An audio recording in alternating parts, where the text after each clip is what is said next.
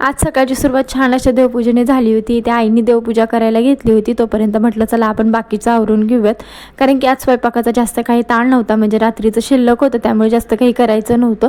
म्हणून म्हटलं चला झाडांना सुद्धा पाणी घालून घेऊयात, कारण की वेळ असा भरपूर शिल्लक होता. आता ट्रिपवर येऊन 8 दिवस झाले, पण बॅगे मात्र तशाच होत्या जागी, कारण की काढण्याची काही इच्छाच होत नव्हती.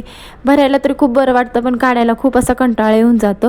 कपडे तर धुवून टाकले होते, पण जे बाकीचं जे यूज केलेलं नव्हतं ना, काही सामान होतं ते तसंच होतं त्याच्यामध्ये, तर ते रिकामं केलं आणि बॅगी जिथल्या तिथे जागच्या जागी ठेवल्या.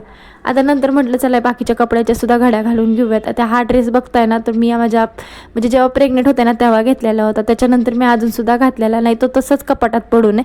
तर ते सगळं आवरलं.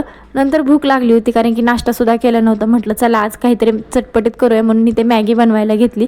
आणि जास्त काही खात नाही, पण कधीतरी ठीक आहे, मस्त अशी टोमॅटो आणि वाटाणा टाकून मॅगी बनवली होती.